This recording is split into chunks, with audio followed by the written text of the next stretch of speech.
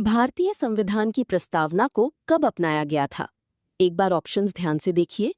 यहाँ कंफ्यूजन अक्सर 26 नवंबर 1949 और 26 जनवरी 1950 में होता है। प्रस्तावना 26 नवंबर 1949 को अडॉप्ट हुई थी, जबकि संविधान 26 जनवरी 1950 से लागू हुआ।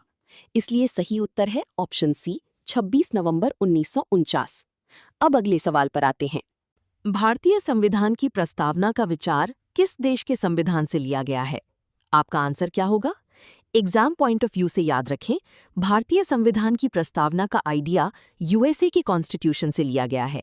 इसलिए सही उत्तर है ऑप्शन बी, यूएसए। चलिए अब नेक्स्ट क्वेश्चन देखते हैं। प्रस्तावना में सोशलिस्ट, सेक्युलर और इंटेग्रिटी शब्द किस संशोधन द्वारा जोड़े गए थे? ये बहुत रिपीटेड क्वेश्चन है। इन तीनों शब्दों को 42वें संविधान संशोधन 1976 के माध्यम से प्रस्तावना में जोड़ा गया था। इसलिए सही उत्तर है ऑप्शन बी, 42वां संशोधन। अब आगे बढ़ते हैं। प्रस्तावना में निम्न में से कौन सा शब्द मूल रूप से शामिल नहीं था?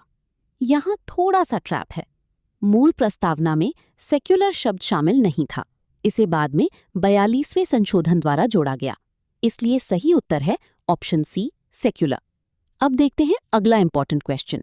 प्रस्तावना के बारे में सही कथन कौन सा है? ऑप्शंस को ध्यान से पढ़िए। सुप्रीम कोर्ट ने माना है कि प्रस्तावना संविधान का भाग है, इसलिए इसे केवल इंट्रोडक्शन मानना सही नहीं होगा। सही उत्तर है ऑप्शन सी, ये संविधान का भाग है। चलिए अब अगले सवाल की ओर बढ़ते हैं। प्रस्तावना में भारत को किस रूप में घोषित किया गया है? ये डायरेक्ट मेमोरी बेस्ड क्वेश्चन है। प्रस्तावना भारत को sovereign, socialist, secular, democratic, Republic घोषित करती है। इन 5 वर्ड्स को ऑर्डर में याद रखना यूजफुल है। सही उत्तर है ऑप्शन बी। अब आखिरी क्वेश्चन देखते हैं।